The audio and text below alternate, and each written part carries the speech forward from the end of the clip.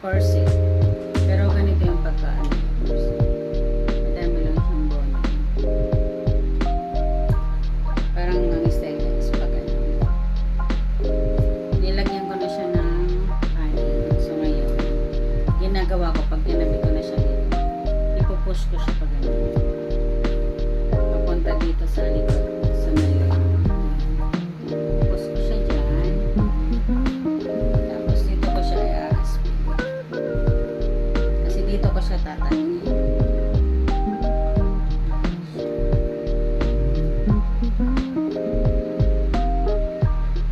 Lalagyan natin ang aspin.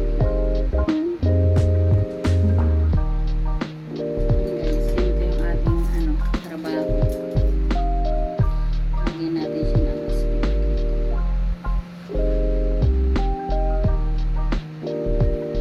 Sa kapila.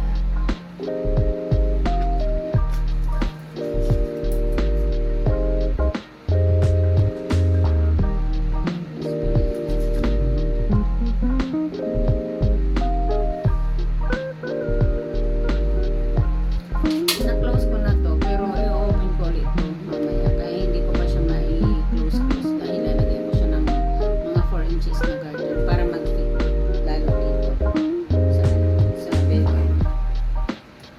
Naubusan kasi ako ng garter kaya ayun napabili pa ako. Ayan, ganyan siya guys. Ayan. Tapos tatanggalin natin to hanggang ng ano. Ulit natin. Ito tanggalin na natin kasi doon tayo mapasada sa kanila. Diba? Ito yung dito tayo magpapasada sa lining. Tanggalin na natin. Dahil wala akong makapitan dito. Ayan. Wala akong makapitan dito pag nandito mo to. Wala na halos kasi pinaglagyan ko yan. Wala na dito makapitan na konti. So dito na lang ako magtatayo. Kasundan ko na lang yung ano, yung tahi para sa polo. Ito na lang yan. Siyempre, gagamitin natin para hindi makain yung ano, sa front part.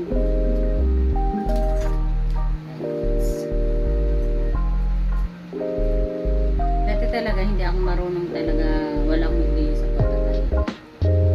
Hanggang sa sa paggawa ng gown. Ang tinatay ko lang natin mga uniform, school uniform.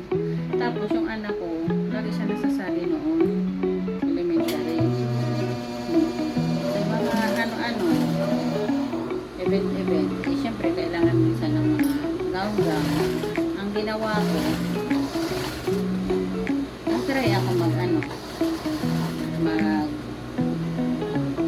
ng gown. Tapos dati, alam nyo ba, na dati, nung hindi pa ako kahit ganito. Pero nag-aral ako. Nag-aral ako man eh. Kaso nga lang, yung mga ganitong gown talaga. Ang ginawa ko, bumili ako sa ano, bumili ako sa yung ready-made na gown. Di ba, gusto mo na okay mo? Pinastas ko yung buo.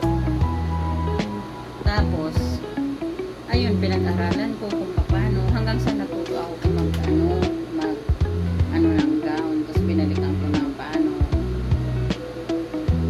gumawa. Kaya, tapos ngayon, marami na ako nakukuha din dahil nandun sa YouTube. Siyempre nga hindi ako nag-aral ng design. Hindi naman ako designer. Kaya, tumitingin lang ako dun sa mga nakukuha ko naman awa ng Diyos.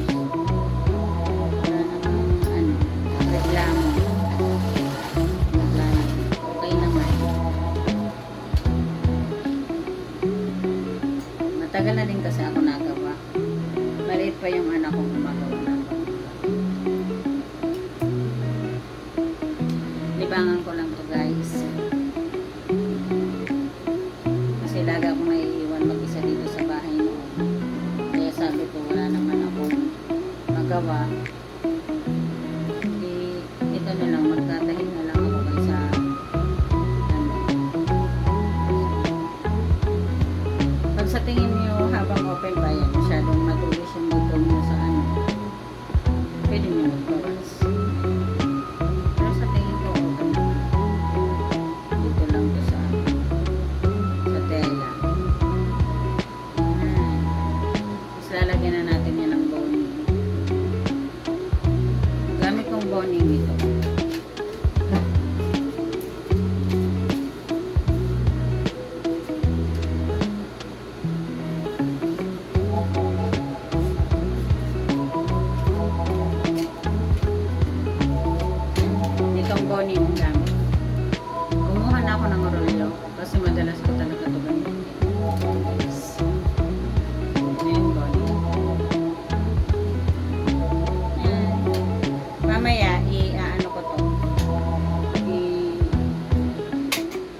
ipapakita ko sa inyo pag nangyari.